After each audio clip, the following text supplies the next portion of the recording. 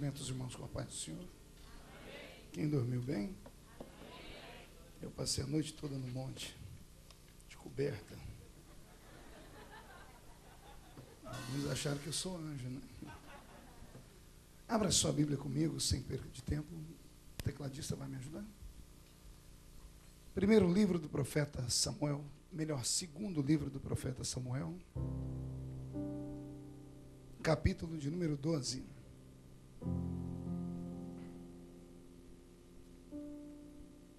Glória a Deus.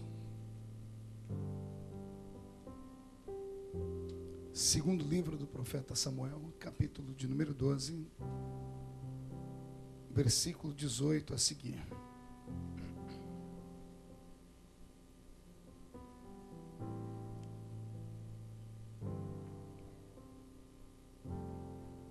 Está escrito assim: ao 7º dia, a criança morreu. Temiam os servos de Davi dizer-lhe que a criança estava morta, porque pensavam, estando a criança ainda viva, lhe falávamos, porém não dava ouvidos à nossa voz. Como lhe diremos que a criança é morta? Ele poderá cometer um desatino. Viu Davi que os seus servos falavam muito baixo e entendeu que a criança estava morta. Perguntou aos seus servos, é morta a criança? E eles responderam, é morta. Então Davi se levantou da terra, depois de ter se lavado, ungido e mudado de vestes, entrou na casa do Senhor e adorou. Então foi à sua casa e a seu pedido serviram-lhe pão e ele comeu. Perguntaram-lhe os seus servos, que é isso que fizeste? Pela criança viva jejuaste e choraste, mas depois que a criança morreu, levantaste e comeste pão? E respondeu ele, vivendo ainda a criança, jejuei e orei, porque pensava, quem sabe o Senhor se compadecerá de mim, de modo que viva a criança. Mas agora que é morta, por que jejuaria eu? Poderia eu fazê-la voltar? Eu irei a ela, mas ela não voltará para mim. Então consolou Davi a Batseba, sua mulher, entrou a ela, deitou-se com ela, e ela teve um filho, a quem deram o nome de Salomão, e o Senhor o amou. Fecha a Bíblia, inclina a cabeça. Pai, mais uma vez a sua palavra será ministrada com vida.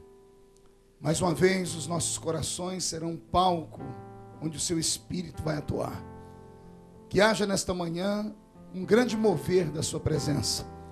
Que seus filhos comecem já a dar gritos de glória nesse ambiente. Porque enquanto pessoas estão no domingo pela manhã, dentro desse país, diante de tantos ídolos mortos, tantas casas de oração assim chamadas, mas os deuses estão mortos e sepultados, nós estamos diante do Deus único, vivo e poderoso. Então nessa manhã, Senhor, não pode haver entre nós nenhum tipo de silêncio. Que traga o Senhor a sua Shekinah sobre nós esta manhã. Que ela comece a trovejar sobre nós. E o Senhor comece a se revelar. Em nome de Jesus, fala conosco. E a igreja diz amém? Amém. Tome seu assento aplaudindo a Jesus, porque Ele é bom.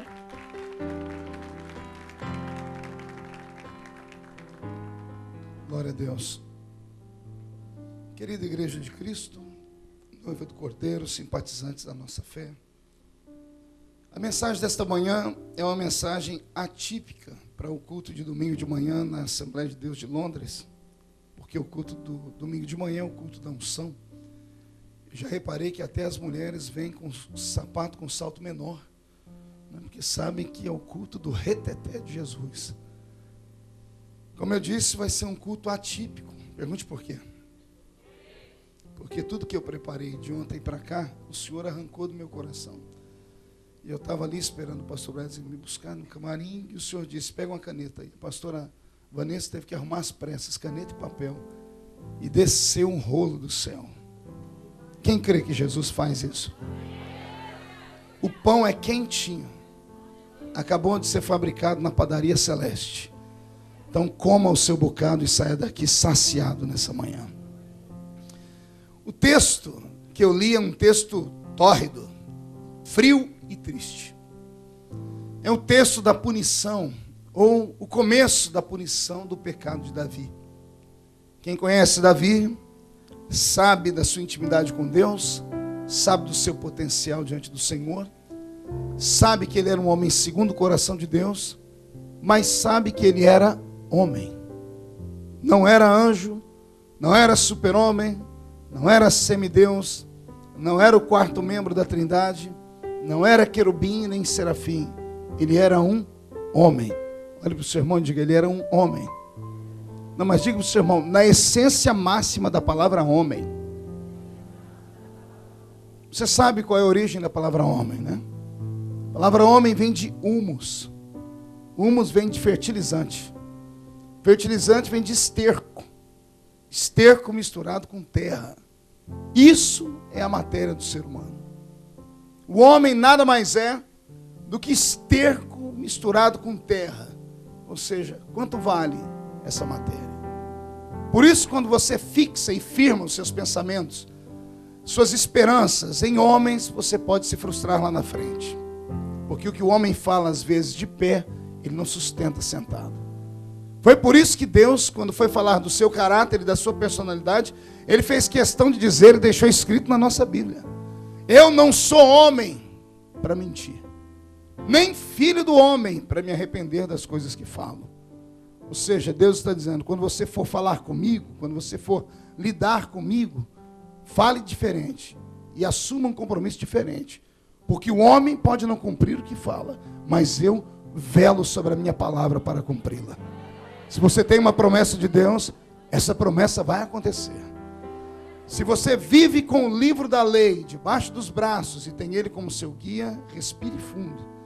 Porque os direitos do livro são seus, mas os deveres também. E a punição, quando a lei é quebrada, não pode ser revogada, a não ser que haja muito sangue derramado. Porque aí, com o derramamento de sangue, existe a remissão do pecado. Só vou lembrar a história, que eu sei que todo mundo conhece. Davi, rei de Israel, homem de Deus, apaixonado pelo Senhor, estava um dia na sacada do seu quarto, no segundo andar do seu palácio, enquanto seus soldados estavam na guerra. E ele olhou para baixo, não sei qual era a distância, mas a Bíblia diz que ele viu uma mulher se banhando. E ele se apaixonou por ela. O problema é que a mulher tinha dono. Mas ele, como rei, não perguntou a ninguém quem era o dono, se podia, se não podia. Ele simplesmente exerceu a unção real no limite da força. Ele abusou do poder. Ainda ontem eu comentava com umas pessoas, com o pastor Wesley dentro do carro, falando sobre o potentado da rainha da Inglaterra, que na época medieval os reis da Inglaterra e de todos os reinados do mundo, com exceção do judeu, todo rei ele era divino. Na mente das pessoas o rei era inerrável. Assim acontecia com os faraós, porque os faraós eram sepultados dentro de pirâmides, porque achavam eles que eles tinham parte com os deuses e dali não sairiam mais, apenas para uma transcendência. Então o rei, como ele era o poder máximo da terra constituído, ele precisava de uma consciência, mas a consciência do rei não funcionava, porque o poder, ele embriaga. John Kennedy disse assim, que o poder é um afrodisíaco, que atrai todo tipo de atenção. Então, como o rei não tinha a quem se reportar, Deus levantou no reinado de Israel profetas. O profeta nada mais era do que a consciência política do rei. Ou seja, quando o rei achava que era o rei da cocada preta, o profeta vinha e puxava ele para baixo. Dizia, ei, você não pode fazer o que quer. Não pode fazer o que dá na sua telha. Não pode fazer o que seu nariz deseja. Pode ver que após Davi ter consumado o ato do pecado, com Batseba, e pior, botar o marido dela na linha de frente contra os filhos de Amon, e os filhos de Amon matarem, a ira de Deus se acendeu contra Davi. Lá vem Natã, com uma prosopopeia, com uma parábola, incitando a mente do rei, trazendo o rei de volta à realidade, contando a história de que no reinado haviam dois homens, um rico e um pobre. O rico tendo de tudo, e o pobre tendo apenas uma ovelha, por quem ele havia se transformado numa espécie de pai. Um viajante bate à casa do rico, e o rico, ao invés de matar uma de suas ovelhas, vai na casa do pobre pegar a única ovelha que ele tinha. A Bíblia diz que quando Davi ouve a história, ele se enfurece. E ele diz, morte a esse homem, que ele pague 4 vezes pelo erro que ele cometeu. Após dizer isso, Natã, respirando fundo, diz: esse homem és tu, ó rei. A Bíblia diz que instantaneamente o semblante de Davi cai. E Davi, na mesma ansiedade com que peca, ele usa o mesmo sentimento para se arrepender. E a Bíblia diz que ele olha para Natã e diz: pequei contra o Senhor. O amor de Deus por Davi era tão grande, que a palavra de arrependimento de Davi não era apenas uma palavra jogada ao vento. Davi falou com o coração. Se você ainda está aberto com o texto na sua mão, abra aí 2 Samuel capítulo 12, só para te mostrar como funciona o coração de Deus quando o homem se arrepende. Capítulo 12. Depois você lê em casa o texto inteiro. Mas depois que Natã conta para Davi, diz que ele era o pecador da história, Natã começa a dizer todo o mal que Deus vai fazer com ele. Natã começa a vomitar em cima dele. Ele começa a dizer: a espada não vai se apartar da sua casa. Você vai pagar com juro e correção monetária. Isso vai até que chegamos aqui no versículo de número 13. Então disse Davi a Natã: pequei contra o Senhor. Ponto final. Aí começa Natã, porque aí Deus vem no coração de Natã. E Natã diz assim: olha, Davi, o Senhor já perdoou o teu pecado. Não morrerás. Isso aqui me deixa apaixonado por Deus. Porque momentos antes, Natã vomitou todo tipo de maldição sobre Davi por ter pecado. Mas quando Davi vai ouvindo a história, eu imagino um Davi choroso. Eu imagino lágrimas rompendo pelos olhos dele. E ele entendendo que havia se separado de Deus. E quando Natã terminou de falar, ele não pediu para Natã orar a Deus, para Deus revogar as maldições. Ele não pediu para Deus, para que Natã pedisse para Deus ter misericórdia dele, não. A Bíblia diz que Davi confessou. Ele disse: pequei contra o Senhor. Quando ele diz isso, Deus trava a língua de Natã. Diz: para de amaldiçoar ele. E diga para ele que eu já perdoei ele. E que ele não vai morrer. O versículo na sequência: mas porque com este feito deste lugar, para que os inimigos do Senhor blasfemem, o filho que te nasceu morrerá. A punição agora não vem por causa do erro de Davi, vem por causa dos murmuradores que cercam Davi. Olha o que Deus está dizendo aí para ele: o filho vai morrer, agora não é por causa de você, porque eu já perdoei e não vai morrer, mas por causa dos blasfemadores que te cercam, por causa daqueles que querem que eu te puna, por causa daqueles que querem que você pague o preço, por causa daqueles que querem que você seja um super-homem, por causa daqueles que querem que você seja uma espécie de semideus. Por causa disso, o rebento que você gerou não vai vingar. Davi, vendo a misericórdia de Deus, ele empreende um jejum, e ele ora, e ele implora, e ele jejua, dizendo para si mesmo: se Deus me perdoou e me deu vida, Ele pode dar vida à criança. Mas a Bíblia diz que a criança foi adoecendo, e Deus feriu a criança. E a criança começou a adoecer, e todos os dias os servos de Davi entravam na presença dele e davam notícia: olha, a criança não está bem, mas está viva. A criança está assim, está assado. Até que um dia Davi viu os conselheiros dele num canto, e eles não tinham coragem de falar com ele. E olha o que passava pela mente dos conselheiros: se quando a gente falava para ele que a criança estava viva, ele não dava atenção para nós, só ficava orando e jejuando pelos cantos, o que vai acontecer quando falarmos para ele que a criança morreu? Alguém chegou a dizer: ele vai ter um desatino, ou vai cometer um desatino. Traduzir isso aqui é muito forte, porque estamos falando de um ungido de Deus. Os servos de Davi nunca viram ele daquele jeito. Os conselheiros nunca viram Davi tão atormentado daquele jeito. Os conselheiros de Davi ficaram com medo de dar a notícia ruim para ele, e ele fazer uma loucura. Que tipo de loucura, pastor? Essa que você está pensando aí. O rei ungido pegar uma corda, colocar em volta do pescoço e se matar. Pensavam que Davi iria se suicidar. Porque era isso que aconteceria com qualquer pessoa que estivesse desequilibrada emocionalmente, como Davi estava naquele momento. Só que o resultado é diferente. Porque no verso de número 20, a Bíblia diz que quando Davi ouviu que a criança morreu, ele se levantou. vestiu novas vestes, lavou-se, ungiu, foi para a casa dele, pediu para que fizessem pão e ele comeu. E ele tocou o barco. A mensagem dessa manhã, ela tem um tema, e o tema é esse: a vida continua. Fecha a Bíblia, incline a cabeça mais um minutinho. Pai, me ajuda agora a falar o que o seu Espírito me falou ali no camarim da igreja.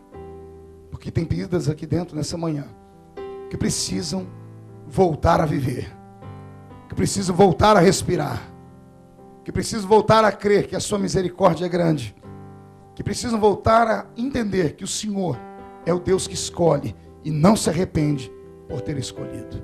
Amém? Agora aperte o cinto e dê um grito de glória a Deus e uma salva de palmas junto.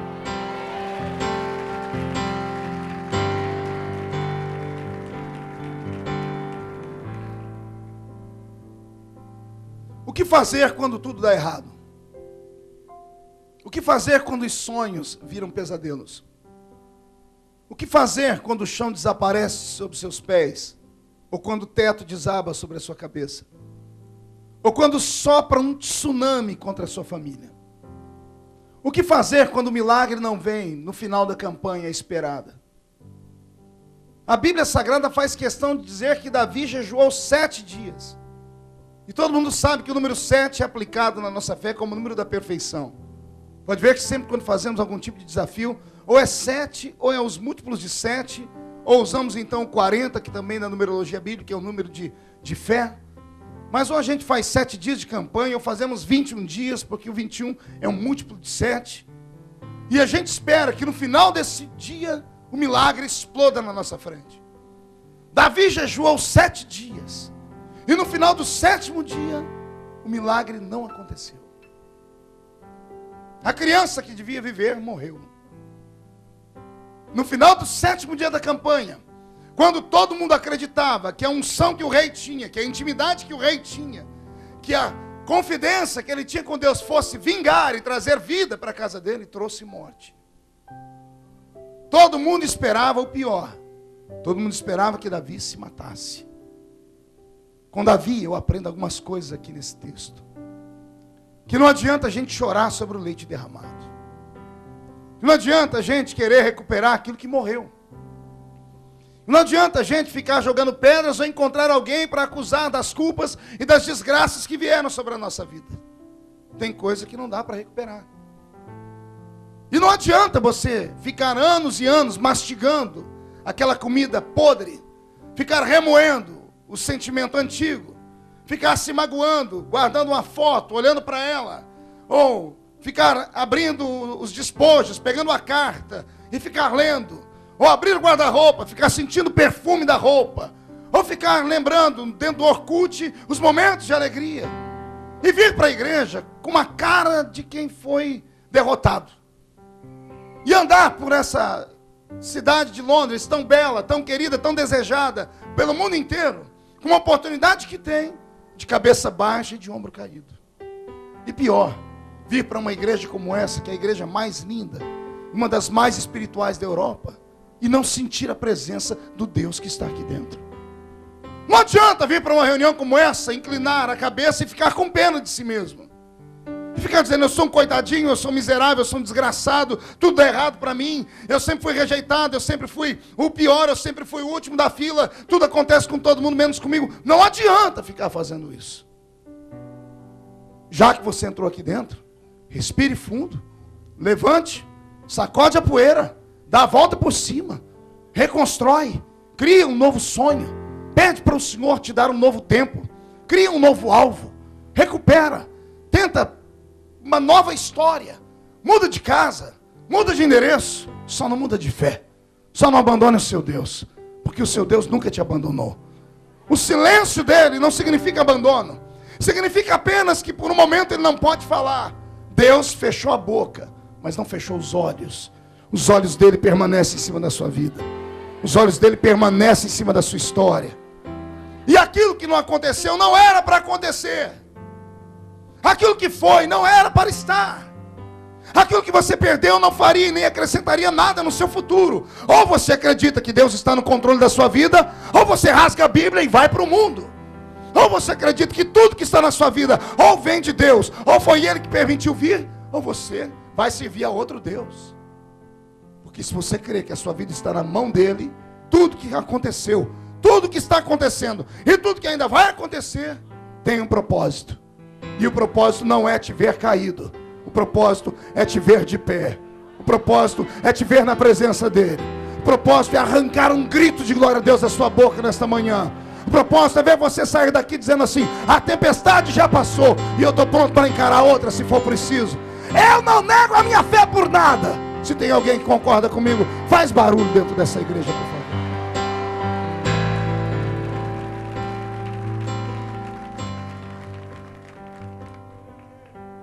A vida continua. Tem dois homens que passaram por uma situação semelhante na Bíblia, ambos com o meu Cristo. Ambos eram discípulos dele. Ambos tiveram intimidade com ele. Ambos eram especiais porque foram escolhidos pelo dedo dele. E quando ele os escolheu, ele estava preparado para não se decepcionar com eles. Escute, a gente se decepciona com homens. Homens nos surpreendem. Mas Deus nunca se surpreende com um homem. Porque Deus sabe tudo. Amém? Você concorda que Deus sabe tudo? Então quer dizer que Ele sabe do passado, do presente e do futuro? Quer dizer então que quando Ele te chamou, Ele conhecia as suas fraquezas? É isso que você está me dizendo? Quer dizer que quando Ele chamou Jim Swaggart, ou todos os grandes pastores e cantores que você conhece ao redor do mundo, e todos eles caíram em pecado, em desgraça, trouxeram escândalo e tombaram, Deus sabia que isso ia acontecer? É isso? Sim ou não? Não, pergunta para o seu irmão, negocia com ele, diga, é isso? Você crê nisso? Então Deus é maluco? Então Deus é sádico? É isso? Deus se alimenta de desgraça? Deus é apaixonado por derrota? Que Deus é esse que, sabendo que a coisa vai dar errado lá na frente, permite a coisa acontecer? Era simples, era só Ele não ter levantado o indivíduo. Mas por que Ele levantou, se Ele sabia que a desgraça ia acontecer lá na frente? Deus não se surpreendeu o dia que a mídia mundial colocou um Jim Swaggart na frente da igreja pedindo perdão e os jornais estampando o seu pecado. Escandalizou o mundo inteiro. Teve gente que se jogou do alto da ponte. Teve gente que rasgou a Bíblia e abandonou a fé. Mas Deus, tranquilo no trono, olhou para ele e continuou. Nada surpreende Deus. Agora eu perguntei para ele, falei, Senhor, por que o Senhor deixou? Por que o Senhor chamou um homem sabendo que ele ia dar prejuízo? O Senhor disse para mim, prejuízo na mente de vocês. Porque o ser humano só vê aqui. O ser humano só vê um ato. Ele julga uma vida inteira por um único ato. O homem faz 99 coisas boas para o outro homem. E enquanto ele faz, ele é um anjo. O dia que ele faz uma coisa errada, ele vira um demônio. O homem esquece a folha de trabalho prestada inteira. Deus jamais. Se uma alma salva vale mais do que o mundo inteiro perdido, quantas almas como essa de Jim Swaggart te levou aos pés da cruz? Foi isso que Deus disse para mim. O Senhor disse para mim, eu jamais invisto naquilo que só dá prejuízo. Ele me deu muito mais lucro do que prejuízo. Então eu aplico naquilo que me dá lucro, mesmo sabendo que Ele vai me dar algum tipo de prejuízo. E o Senhor me disse, eu não posso aplicar nos anjos. Os anjos seriam inerráveis, eles nunca me escandalizariam. Mas o diabo me acusaria dizendo assim, é claro, o Senhor colocou um ser com um corpo transcendental, que tem poder para voar, que tem poder para aparecer e desaparecer, que não precisa comer, nem beber, nem dormir, que não sente fome, nem fadiga, que não sente necessidade de sexo para pregar o evangelho. Aí qualquer um aceita. O Senhor disse, eu tenho que usar, são vocês. E se eu for escolher o perfeito, eu nunca vou usar ninguém. Eu falei, como é? O Senhor me disse, se eu for escolher alguém perfeito para usar, eu não acho ninguém. Porque todos pecaram e destituídos estão da glória de Deus. Aí o Senhor me disse, então avise na minha casa que esses que estão aí, por pior que sejam, são melhor do que a média dos demais. Não, você não entendeu, eu vou repetir. Esses que estão aí, com esses defeitos, esses que você conhece, que você olha para ele e diz assim, para o irmão quando está cochichando: se eu fosse Deus, eu não salvava aquele indivíduo ali. Tem gente assim. Se eu fosse Deus, aquele indivíduo estava no inferno 7 metros para baixo dele ainda. Ainda bem que você não é Deus, infeliz. Ainda bem que você só enxerga um palmo na frente do seu nariz. Você não vê como meu Deus vê. Você olha para alguém do seu lado agora que está caído, machucado, porque ele fez isso ou aquilo. Meu Deus está vendo lá na frente, ele de pé, com a coroa na cabeça, pregando o evangelho, instaurando o ministério, restaurando vidas. Subiu um arrepio pela minha barba agora. Deus confirmou essa palavra. Deus te trouxe nessa manhã para curar as suas feridas. Deus te trouxe nessa manhã para te colocar de pé mais uma vez. Você não vai sair daqui mais derrotado. Não vai sair daqui olhando para os homens que te acusam. Há um Deus no céu que apostou tudo que tinha em você. Você ainda vai dar lucro. Escute o que eu estou dizendo. Você ainda vai trazer orgulho para a casa do Senhor. Agora está na sua mão. Os 2 discípulos estão lá. Tem a mesma oportunidade. Um vendeu Jesus com um beijo. Vender Jesus era negar que Jesus era Jesus. O outro negou Jesus com palavras. Alguém diz: você parece como ele, você se veste como ele. Ele diz: eu nunca vi ele na vida. Um é Judas, o outro é Pedro. Ambos passam pela mesma pressão psicológica. Ambos passam pelo mesmo desatino, pela mesma prova, pela mesma decepção. Ambos sofrem com o terror da morte, da iminência de serem mortos. Ambos estão com medo. Ambos desacreditam que ele é aquilo que eles pregaram. Um vende, o outro nega. Um não aguentou a pressão. Quando o diabo danou a acusar ele, enfiar as unhas na cabeça dele, porque esse é o maior dom que o diabo tem. Por isso a palavra significa acusador. Satanás é adversário, diabo é acusador. Porque é a única coisa que o diabo pode fazer para atormentar o ser humano. Freud diz que todo ser humano carrega dentro de si uma lei moral. O que é uma lei moral, pastor? Todo ser humano tem uma lei interna que faz ele saber quando ele está fazendo uma coisa certa e quando ele está fazendo uma coisa errada. Você tem filhos. Veja quando uma criança comete alguma coisa errada, quebra uma xícara, fala um palavrão, ou tira alguma coisa do lugar, ou faz aquilo que o pai não aceita. A primeira coisa que ele faz ou é tentar se esconder, ou é tentar justificar. É natural. A revista super interessante de 6 meses atrás no Brasil trouxe uma matéria fantástica. Ela disse assim: cientistas fizeram isso, estudaram isso ao longo de 50 anos. Se pegar uma criança de 3 anos de idade e colocar ela numa ilha isolada, longe da civilização, e dar a ela condições de se manter, comendo e dormindo e se vestindo, 20 anos depois, se chegarem a qualquer pessoa nessa ilha, vai olhar essa criança adorar um coco, ou uma árvore, ou uma pedra, ou o sol, ou a lua, ou as nuvens. Porque todo ser humano tem dentro dele um DNA que ativa a sensibilidade àquilo que é divino. Ou seja, o ser humano nasceu para crer que Deus existe. Até o ateu, e lá super interessante, escreveu que o ateu é o mais crente de todos, porque é um crente frustrado. Como ele é um crente frustrado, ele fica falando que Deus não existe, só para Deus olhar mais para ele do que para os outros, só para tomar um puxão de orelha a mais. Se todo homem tem dentro dele a sensibilidade da crença que Deus existe, há dentro dele uma lei moral que faz ele entender o que é o bem, o que é o mal, o que é o certo, o que é o errado. Pedro e Judas foram atingidos pela consciência. Veio o diabo e atormentou os dois um pouquinho mais. Um não suportou a pressão. A pressão foi tão forte que ele usou toda a força que ele tinha para ter coragem de subir no alto de uma montanha, arrumar uma corda, colocar em volta do pescoço e pular lá de cima. O outro usou a mesma pressão para ir para um canto, dobrar o joelho e chorar até não ter mais voz para falar. Ambos são acusados pelos pecados. Sobre Judas incorre uma acusação maior, porque todo mundo diz assim: ele vendeu Jesus, e Pedro não vendeu Jesus. Só que Judas não teve força para suportar. Para Judas a vida dele terminou. Para Pedro, ele teve uma segunda chance. A vida continuou. Isso nunca saiu de Pedro. Toda vez que alguém comentava sobre os seus feitos, alguém tinha que lembrar que ele negou Jesus. Vai ficar marcado para sempre as derrotas da nossa história. Mas você tem que aprender a reeditá-las. Você tem que aprender que aquilo que ficou no passado, ficou no passado. O presente é diferente. E o futuro será melhor ainda. Enquanto você não aprender a lidar com o passado, você vai ser essa pessoa difícil de ser cuidada. Toda vez que você ver uma pessoa na igreja, ou no seu convívio diário, que tudo que você vai falar para ela, a pessoa só sabe falar alto. A pessoa só sabe dar pancadas. A pessoa não consegue esboçar um sorriso. Não tenha raiva da pessoa, tenha pena. São traumas internos mal resolvidos. São pessoas que foram tão roubadas na vida, que a única forma de se defender é atacar.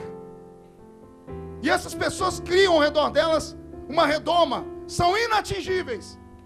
Elas não conseguem amizade, elas não conseguem se estabelecer no casamento, elas não conseguem se estabelecer dentro da fé, não conseguem se estabelecer em lugar nenhum. São pessoas que nós pastores temos dificuldade de pastoreá-las, porque são impastoreáveis. Porque a cura não vai acontecer de fora para dentro, tem que acontecer de dentro para fora. O milagre que você busca não está na minha mão. Pode vir aqui Benihim. Benihim pode orar por você, pode soprar por você, ou pode cuspir em cima de você. Ele pode escarrar em você. Porque se o sopro dele tem aquela unção, imagina o escarro dele. É unção concreta, é unção condensada. Ele pode fazer o que for em cima de você e nada vai acontecer. Porque o milagre está dentro de você. É você que tem que pegar a pressão que veio sobre você. E esse poder que a pressão gerou, é você quem escolhe. Ou você vai usar ela para pular do alto de uma montanha, porque tem que ter muita coragem para se matar. Tem que ter muita coragem, tem que ter muito peito para subir numa árvore, se jogar na frente de um carro. Tem que ter muita coragem. Todo mundo chama o homicida ou suicida de covarde. Não são covardes. São muito mais corajosos que alguns de nós. Você pegar uma faca e ter coragem de cortar o pulso. Você pegar um revólver e dar um tiro na orelha. Você subir no alto de uma ponte e pular lá de cima. A pessoa tem que ter muita coragem para isso. A força que é gerada pela pressão é tão grande que ela descontrola o ser humano. Ele vai além dos seus limites.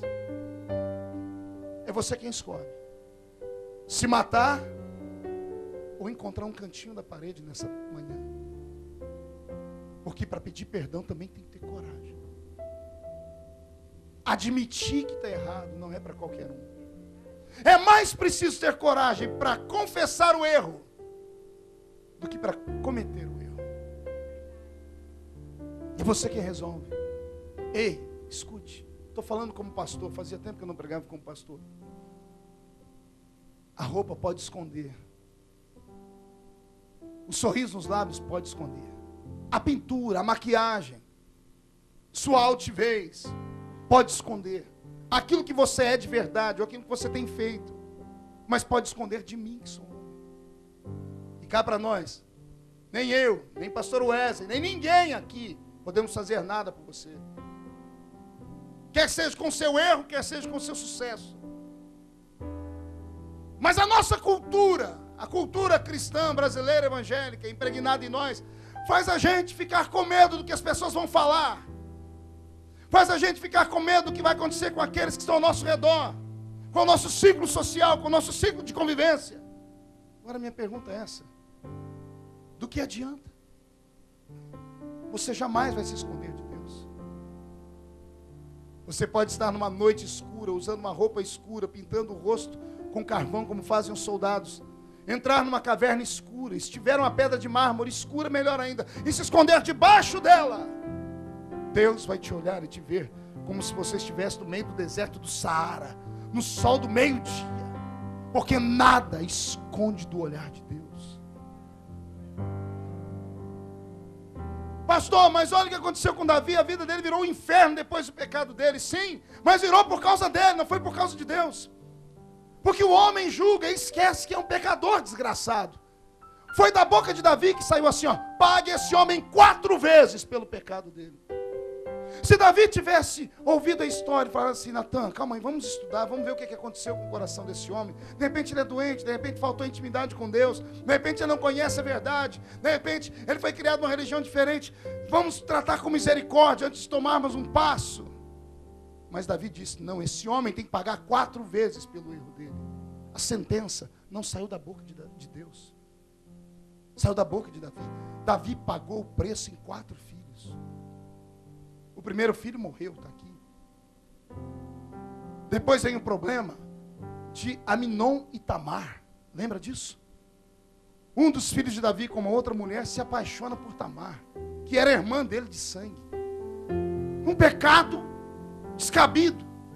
Pois ele cria uma situação e vai e dorme com a irmã, ele violenta a irmã. Ele desgraça o moral da irmã dele. Davi já tem um filho morto, agora tem uma filha impura, com a virgindade quebrada, quebrada não por um homem comum, quebrada pelo próprio irmão. Aí ele tem Aminon. Aminon simplesmente cai nas mãos de Absalão e Absalão mata Aminon. Um irmão matou o outro irmão. E por fim, Absalão se revolta contra o pai e tenta tomar o reino do pai.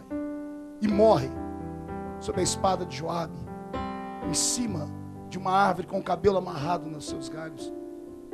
A sentença não veio da boca de Deus. A sentença veio da boca de Davi. É por isso que numa reunião como essa, ou em todas as nossas reuniões, muito cuidado com o que você fala acerca das pessoas que são fracas. Muito cuidado com o que você deseja para o irmão que pecou, para o irmão que escorregou. Muito cuidado, porque o que você deseja para ele, volta para você. Mateus 7, com a medida com que você mede alguém, vão te medir também. Quem sabe nessa manhã não é uma rica oportunidade para você começar a pedir perdão a Deus. Porque nós cristãos evangélicos temos muitos dons, mas nós temos um defeito incurável. Somos fofoqueiros. A nossa língua é emprestada ao diabo. Bastou estar 3 crentes reunidos, você pode saber, ou eles estão falando de Deus, raramente. Ou estão falando do diabo, raramente. Ou estão falando de alguém com problema na igreja. Isso é certeza. Ei, deixa o irmão recomeçar a vida dele. Igreja é um hospital. Se você não quer ser contagiado com doenças, não venha à igreja. Você está sentado do lado de alguém aí que com certeza tem lepra, câncer, outro tipo de doença desgraçada. É claro que tem alguns na igreja que só sofrem com uma gripe, a cibalena resolve. Mas tem outros que precisam passar por quimioterapia, radioterapia espiritual. E é para isso que a igreja existe. A igreja muda o caráter. Um culto como esse de hoje, uma palavra forte como essa que desce pela boca quadrada. Tem gente que está engolindo a seco. Ela cura. Estou mexendo na sua consciência. Você sabe do que eu estou dizendo. É por isso que a sua vida não dá certo. Não tem outro caminho. Eu sirvo a Cristo 15 anos pregando. Eu já preguei de tudo que você possa imaginar. E descobri que nos últimos anos, as curas que eu vinha pregando eram curas paliativas.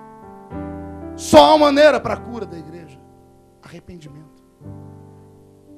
Não tem outra. Você pode dar 1 milhão de libras de oferta aqui na igreja. Você pode ser o maior orador em línguas estranhas do mundo. Você pode ter a família mais bela. Enquanto houver na sua vida cinzas de pecados. Pecados que se tornaram amigos seus. Pecados que viraram estimação sua. Pecados de estimação. Enquanto você não destruí-los, ou enquanto você não estiver a sua consciência ativada de que você está pecando e está errado, você nunca viverá uma vida plena. Está ouvindo o que eu estou falando? Uma mentira falada muitas vezes torna-se verdade. Um pecado praticado várias vezes, ele torna-se comum. A consciência cauteriza. E a pessoa não pensa e não sabe mais que está errando. E uma vez que um erro na nossa vida torna-se cauterizado, os demais vão se abrindo. Um abismo atrai outro abismo. Para você é um escape. Porque com todos os seus erros, você não perdeu o temor. Você está na igreja hoje. Você veio para o culto. E você sabe que no culto é uma roleta russa. Você sabe que o culto é uma caixinha de surpresa. Pode vir aquela mensagem de glória do céu. O crente pode sair pulando, pode sair revestido, pode ser batizado com o Espírito Santo. Ou pode vir um tutano de Jeová, como está vindo essa manhã. Ou pode vir aquela comida que depois que você come tem que tomar um engove espiritual antes e outro depois, porque vai dar queimação no estômago. Mas você não vai esquecer mais essa mensagem. E eu não vim aqui para te acusar, eu vim aqui para te dizer que há um escape. A vida não termina, você não precisa dar um tiro na cabeça como pensou que tinha que fazer. Você não tem que matar o bebê que está dentro de você porque a gravidez aconteceu indesejada. Você não tem que abandonar a sua família. Você não tem que sair do ministério e ir para outro. Não é preciso isso. É preciso nessa manhã você ter equilíbrio. Respirar um pouquinho.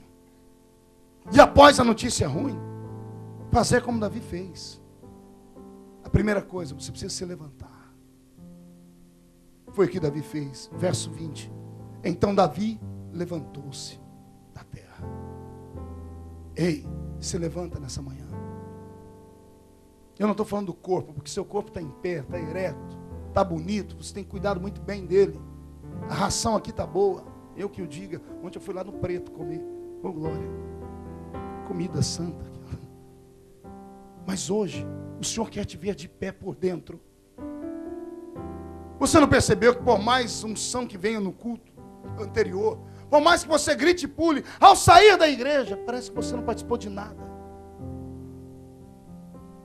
Na domingo é uma explosão, você recebe unção dobrada, domingo de manhã e domingo à noite, o culto te enche. Mas na segunda-feira de manhã, antes do meio-dia, o vaso que estava transbordando no domingo à noite, antes do meio-dia está vazio. Por quê, pastor? O vaso está trincado. Tem que consertar o vaso. E não dá para consertar o vaso sozinho. Só na mão do oleiro. E enquanto eu orava, pedindo a Deus para me dar força para pregar essa mensagem, o Senhor disse: avise o povo que eu já arregacei as orlas do meu vestido, nas mangas, eu já preparei a olaria, a água já está aqui, o vaso que quiser ser feito de novo é só se jogar na minha presença. O Senhor vai curar o trincado do seu vaso nessa manhã. Você vai sair daqui mais crente, vai sair daqui mais comprometido e vai sair daqui curado. Porque não é porque Deus não tenha respondido a sua oração que Ele tenha te rejeitado. Não é pelo fato de você ter passado pelo vale da sombra da morte ou cometido alguma coisa que foi uma coisa muito violenta contra a nossa fé, que isso vai tirar você das promessas que Ele te deu. Se o meu Deus pegou um Pedro, depois de todos os defeitos dele, depois de todos os erros miseráveis dele, e eu estou falando de Pedro, você lembra do Pedro que eu estou falando, né? Aquele que quando Jesus vai lavar os pés dele, ele esconde os pés. O ato mais santo de Deus na terra. Deus ajoelhado na frente de um homem e lavando o pé dele. É o ato mais sacro, mais santo e mais misericordioso que há no mundo. É Deus dizendo assim: eu estou disposto a tudo para lavar os seus pecados. Até ajoelhar nos seus pés, se for preciso. Tamanho é o amor que Deus tem pelo homem. É esse Pedro que esconde os pés. E depois da bronca de Jesus dizendo: se eu não lavar seus pés, você não tem parte comigo. É o mesmo Pedro que esconde, é o mesmo Pedro que se mostra. Agora ele estica os pés e as duas mãos juntos. Ele diz: se é para ter a sua presença, não lava os pés só não, lava o meu corpo inteiro, porque eu não vivo sem a sua glória, Senhor. Aleluia. É esse mesmo Pedro que está no meio das ondas do mar, andando, pisando forte por um momento, tendo orgulho, dizendo assim: está vendo? Ninguém anda em cima das águas, só eu e ele. E daqui a pouco ele afunda. E quando vai afundando, ele é obrigado a gritar: mestre! E lá vem Jesus colocando um apelido nele: homem bully. Lembra do bully do Brasil? O que é um bully? É um lugar de pôr. Jesus chamou de bully, homem de pouca fé. Essa é nova, gostou? Pega essa aí. Ô Pedro, homem de pouca fé. Mas, Senhor, não deu, eu andei até onde deu. O vento soprou e eu tombei, ué. É esse Pedro que só erra perto de Jesus, que nega ele, que faz tudo errado. Lembra o que Jesus fez com ele antes de ir embora? Jesus reuniu o colégio apostólico inteiro. Lá está um João perfeito, o homem a quem Jesus amava. Lá está um Mateus equilibrado. Lá está um André pregador, um homem que tinha eloquência para convidar as pessoas. Está todo mundo perfeito. Mas Jesus enfia a mão no bolso, pega um molho de chaves, diz assim: Pedro, vem cá. Lá vem Pedro e todo mundo dizendo: qual será o fumex que Jesus vai dar nele agora? Qual é o puxão de orelha que ele vai levar dessa vez? Todo mundo já esperando Jesus dar uma bronca. Aí Jesus diz: Pedro, abre a mão. Aí Jesus pega a chave do céu e da terra, a chave da igreja, e põe na mão dele e diz: Pedro, eu te dou o maior presente que um homem pode ter. Eu te dou a chave do meu cofre, porque a minha maior riqueza é a igreja. Eu coloco na sua mão a chave da igreja. O que você ligar na terra será ligado no céu. Apacenta os meus cordeirinhos, Pedro. E está todo mundo dizendo assim: mas calma aí, eu sou mais perfeito do que ele, ou eu sou melhor do que ele. E eu imagino Jesus ensinando assim: é para isso que eu trouxe Pedro. Eu não entrego a chave do meu reino na mão de almofadinhas. Não entrego a chave dos meus dons na mão de mauricinhos e patricinhas. Não entrego a chave dos meus dons na mão de anjos. Eu entrego na mão de gente imperfeita, de gente cheia de defeitos, mas que tem coragem de pedir perdão pelos seus pecados.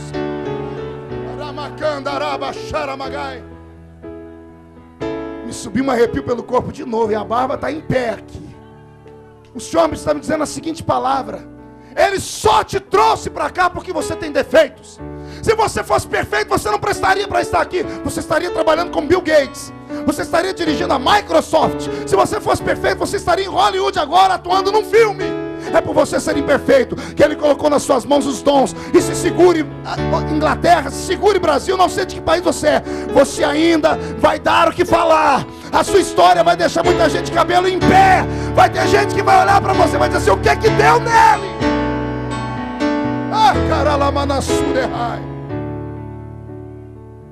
Eu fico imaginando, pastor Wesley, o dia de ontem, seu aniversário, muita gente que lhe conhece. Alguém lembrou do seu aniversário nos Estados Unidos, no Brasil. E eu fico imaginando alguém: hoje é aniversário do Wesley. Alguém falando: pois é, rapaz. Não é que o homem cresceu? Não é que Deus abençoou ele? Não é que o trabalho que era para morrer vingou? Assim como falaram ontem do Senhor, vão falar de você daqui uns dias. Porque todo mundo apostava que você ia cometer um desatino da vida. Quando a bênção não veio, quando o filho morreu, todo mundo apostava que você ia entregar os postos. E todo mundo pensava que você ia desistir da existência. Mas não. Quando te verem, vão ver que você se levantou. Estou ouvindo ruídos. Cadeiras se afastando, sofá se afastando. Pessoas se levantando. Indo para o banheiro, se lavando, tirando dos olhos o inchaço das lágrimas, penteando os cabelos, limpando o seu corpo. Isso fala de purificação. Se permanecer sentado, ou deitado, ou caído no chão, você nunca vai sentir mais o prazer da vida. Se levante hoje, entre debaixo da ducha do Espírito, tome um banho no sangue do Cordeiro hoje.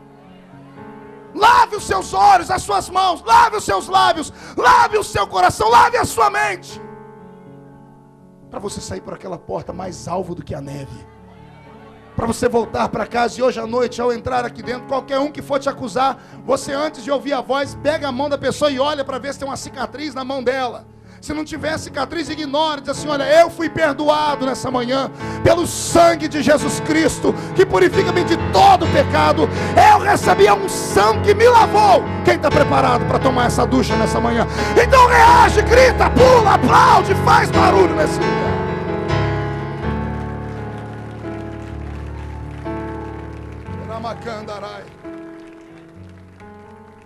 Foram 7 coisas que Davi fez. Primeiro, ele se levantou. A cotovela, irmão, diga: já está de pé ou não? Diga: ou você se levanta ou eu te dou um cascudo na cabeça. Vai, anima-te. Depois de levantar, Davi se lavou. Ou seja, ele se purificou, pediu perdão. Depois a Bíblia diz que Davi se ungiu. Ungir significa separar, se consagrar. Mais uma vez, ele pegou a unção real que tinha, deitou sobre a cabeça dele, porque caído no chão, não fazia sentido ficar com a coroa. Enquanto você permanecer caído, todo mundo vai pensar que você é um rei deposto. Você é uma princesa, é um príncipe sem poder. Levanta, separa, pega a coroa, enfia na cabeça de novo. porta vai se abrir. Os súditos estão lá fora esperando a sua reação. Uns estão dizendo que você vai se jogar de cima de uma montanha e se enforcar, como Judas. Mas nessa noite os anjos, ou nesta manhã os anjos, eu, o Pai, o Filho e o Espírito Santo, estamos apostando que você vai para um canto chorar.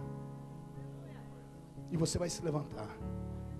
E a glória da segunda casa será maior do que a glória da primeira. Quem acredita nisso? Levanta-te, lava-te, unge-te. Depois de se ungir, de se separar, a Bíblia diz: e Davi foi à casa de Deus. Frequente mais a igreja.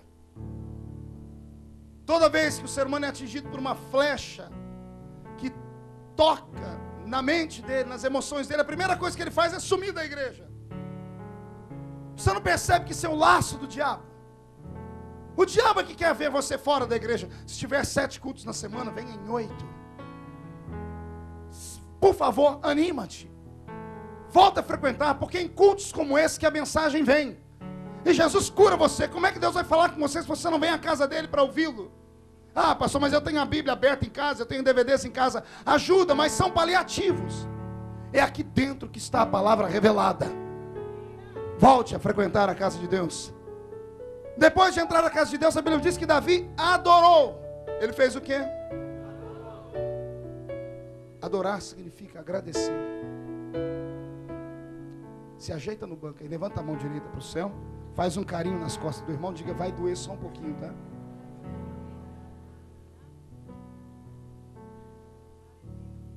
Adorar significa agradecer. Pergunte para mim: Davi agradeceu o quê, pastor? A morte do filho. Tem força para isso? Tem coragem de hoje dobrar o joelho na casa do Senhor e dizer: Senhor, eu te agradeço por eu ter caído. Te agradeço por ter perdido meu casamento. Te agradeço por ter perdido meu filho, meus sonhos. Fazendo isso, você vai estar dizendo: a minha vida está na sua mão. É o Senhor quem controla. É a oração de Jó. Deus deu. Deus levou. Bendito seja o nome do Senhor. Incline a sua cabeça, porque eu senti que Deus atingiu você agora.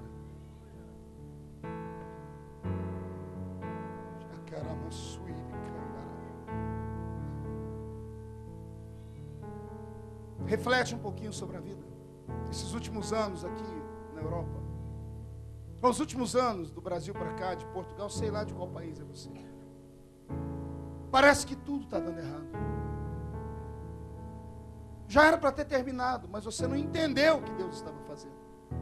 Enquanto ficar remoendo, com remorso, com mágoa, nada vai acontecer. Adorar significa agradecer. Agradece a Deus. Arruma força onde você não tem. Se desprega do passado. E glorifica. E depois descansa. Porque um tempo do renovo vai chegar. Recebe essa palavra em nome de Jesus. O Espírito Santo está falando na sua orelha, no seu ouvido. Aleluia. Pai, cura aquilo que o médico não pode curar. Toca onde o remédio não pode descer. Restaura Davi nessa manhã. Pai, eu não estou falando de Ananias e Safira. Eu não estou falando de Saul. Eu estou falando de Davi. Davi é ungido. É fraco, mas é arrependido. Ele erra, mas erra tentando acertar, Pai. Põe Davi de pé. Reconstrói a vida deles.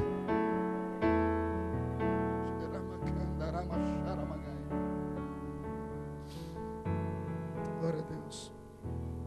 Levanta a cabeça, olha aqui para mim um minutinho.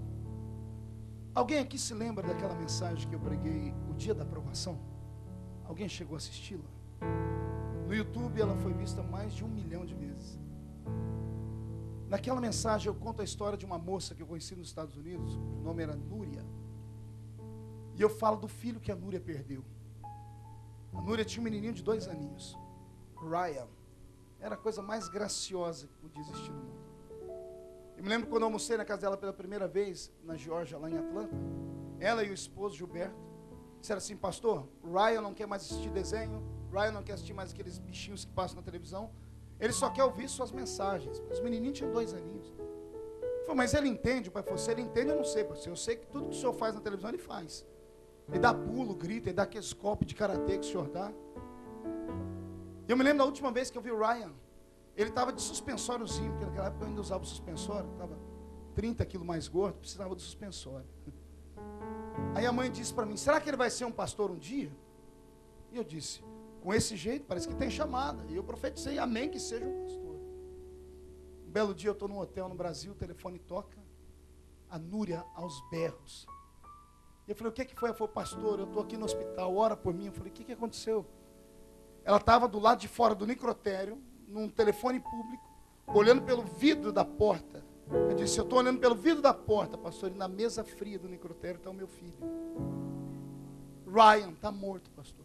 E ela começou a gritar: pastor, mas Deus não ia usar ele como pastor? Ele não ia ser um grande homem? Pastor, por que Deus fez isso com meu filho? E eu travei do outro lado da linha. O que você vai falar para uma pessoa dessa? O que você responde para uma pessoa que vê os seus sonhos morrerem? Que a pessoa postou tudo que tinha nela, orou e jejuou por ela, mas Deus não livrou da morte. Depois que ela desabafou, eu disse: Deus sabe de todas as coisas, Núria. Eu sei que Deus sabe, você também sabe, mas não é isso que a gente quer ouvir. A gente quer ouvir o porquê. E quando Deus não responde por quê? Em momentos de violência na alma, o pior amigo que você pode ter do seu lado é um crente religioso. Porque ele vai tentar arrumar uma explicação para o seu problema. Aí ele desgraça você. Porque ele vai falar, como ele não acha explicação, ele vai dizer: você não tem nenhum pecado escondido na vida? Você está rindo? Eu passei por isso quando o nosso bebê morreu. Quando meu filhinho foi embora, profetas do Brasil me ligaram: conserta-te, homem. Irmãos do ciclo de oração, tementes a Deus, mas ignorantes, chegaram na minha esposa e disseram: está vendo? Você ficava chorando aqui enquanto seu marido viajava. Deus puniu você levando seu filho. Deixa o homem fazer a obra de Deus. Ignorantes crentes. Tem coisas que têm justificativa. O pecado de Davi tem. Mas nem sempre é pecado. Tem coisas que não tem explicação. Na época da violência que eu passei na minha vida, como a Núria passou na dela, quem me ajudou não foi nenhum crente. Você promete que não desvia? Está indo para o ar isso aqui? Já era. Quem me ajudou foi São Francisco de Assis. Pastor, o senhor orou para o santo? Não. Eu fui coroinha no catolicismo romano. E eu tinha os livros dele.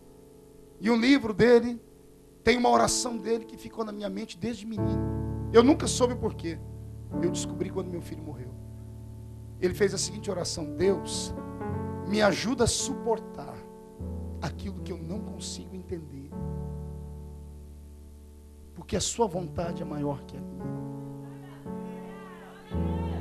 Eu me emociono. Porque não é fácil.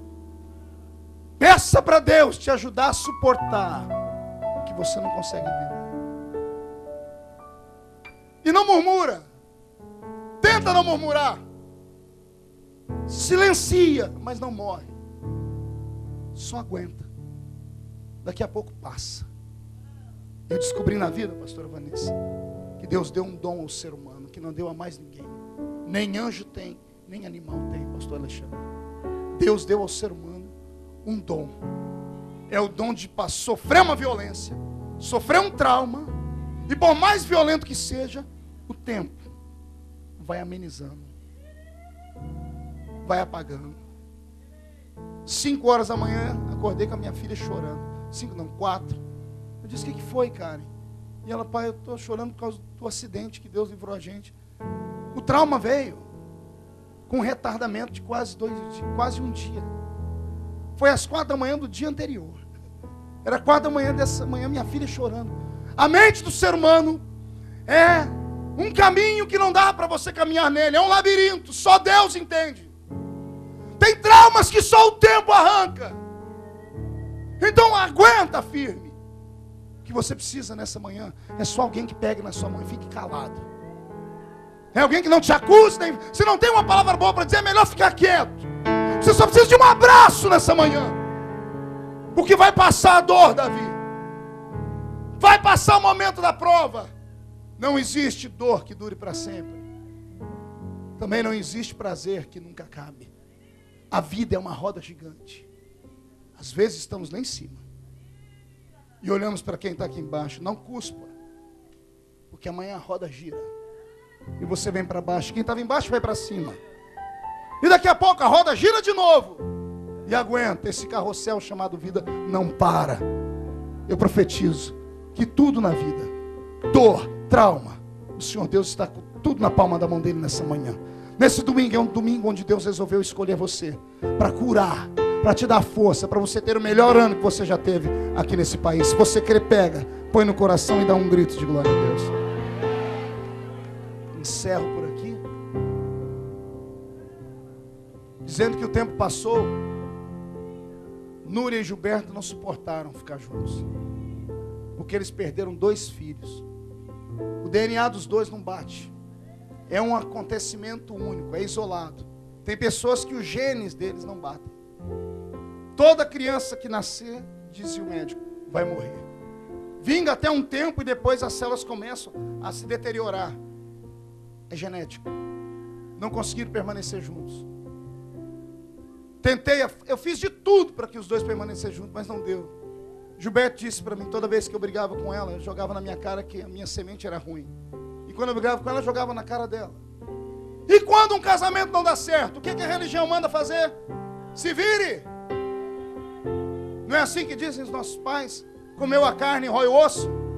Só fala isso quem não passa por problemas. Só fala isso quem nunca teve um problema sem solução no casamento. Falar da vida dos outros é fácil. Chegaram em mim e disseram, pastor, o que a gente faz? Eu orei a Deus, porque eu virei conselheiro dos dois. E naquela semana eu ouvi uma história cavernosa, Uberlândia. Uma irmã de um pastor amigo meu, ele me contou a história porque eu não conhecia a história da família. Ele disse, pastor Marcos, minha irmã morreu tem 2 anos. Casada, o pai dele pastor, 5 pastores da família, ela casada com um diácono. O diácono na igreja, um homem de Deus, um santo, em casa um demônio. A família aconselhou e a menina, pai, eu não aguento mais, ele me bate. O pai, filha, casou, tem que aguentar até o fim. Suporta. Ela contou para o pai umas 10 vezes, e o pai sempre orava, levantava as mãos e orava, não, o milagre vai chegar. Um belo dia bateram na porta da casa do pai, para dar notícia que ela estava morta. O diácono enfiou uma faca nela e matou ela. Aí vai todo mundo ao redor do caixão chorar. Mas ela tentou escapar desse casamento desgraçado.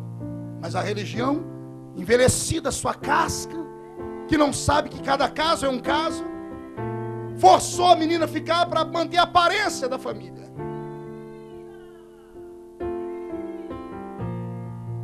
Reflita e respire. E peça para Deus te dar força. Eu falei com a Núria e com o Gilberto. Então, se não tem jeito, é melhor que se separem. Ele se casou de novo. Está muito bem com uma nova família. Ela se casou também.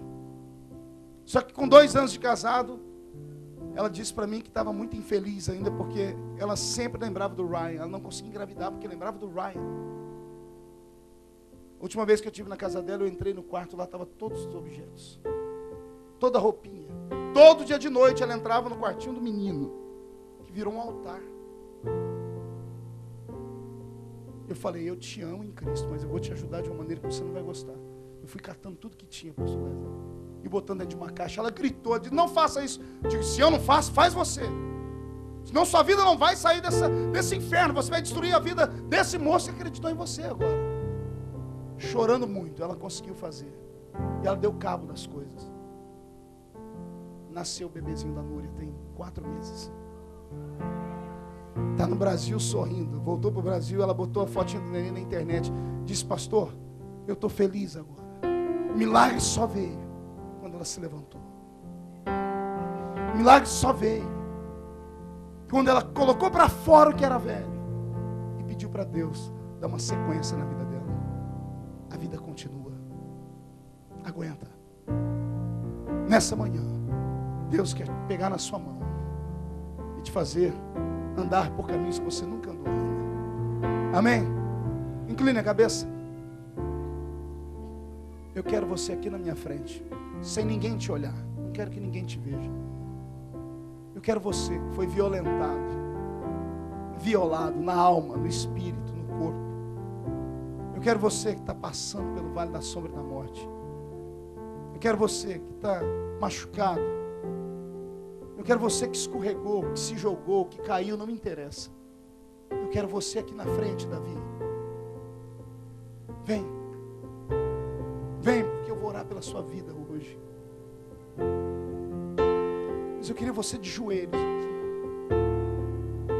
Oh, meu Deus. Aleluia. Oh, aleluia.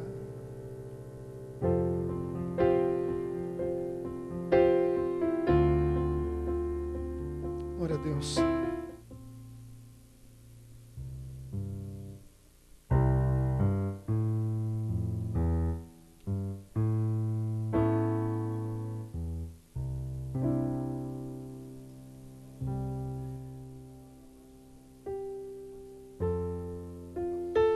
Aleluia. O barulho que eu escuto aqui é melhor do que os barulhos que eu esperava ouvir. Isso é avivamento. Chora mesmo. Se quiser colocar a boca no pó, coloque. Se quiser deitar nesse chão, deita. Ignora todo mundo que está perto de você agora. Ao 7º dia morreu a criança. Temiam os servos de Davi dizer que a criança estava morta, porque pensavam que, estando a criança ainda viva, nós falávamos, porém não dava ouvido à nossa voz. Como lhe diremos que a criança é morta? Ele poderá cometer um desatino? Viu Davi que os seus servos falavam baixo e entendeu que a criança morreu. Perguntou aos seus servos, é morta a criança? E eles responderam, sim, a criança morreu. Então Davi se levantou da terra, lavou-se, se ungiu, trocou as vestes, entrou na casa do Senhor e adorou. Então depois foi à sua casa, fez um pedido, serviram pão e ele comeu. A Bíblia Sagrada diz que depois disso, Davi consolou a mãe, que era Batseba, deitou com ela e ela teve um outro filho, a quem deram o nome de Salomão, e disse, o Senhor o amou. Pai, estamos de joelhos aqui na sua presença. Estamos tentando te agradecer pelo filho que morreu, pelo sonho que foi sepultado, pelo tratamento que não deu certo, pela família que foi perdida, pelos projetos que se perderam, pelo casamento que não deu certo, pelo marido que morreu, pelo tombo que levamos. Estamos à sua presença de joelhos. Cura, Senhor, cura. Cura o trauma da sua filha, cura. Cura o trauma do seu filho, cura. Porque nessa manhã, Senhor, o filho que morreu vai ser substituído. Eu preciso aprender um pouco aqui, por um filho que vai nascer. eu preciso aprender um pouco ali, eu preciso aprender mais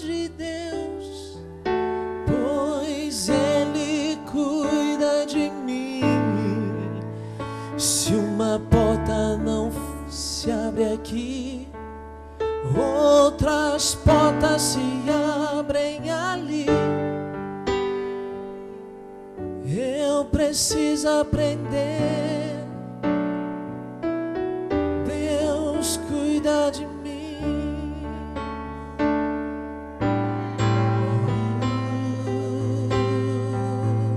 Meu Deus. Recebe o bálsamo, Davi.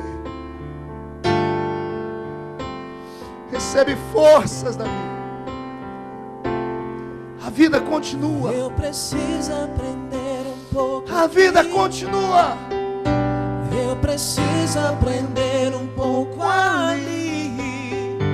Eu preciso aprender mais de Deus, pois é Ele quem cuida de mim.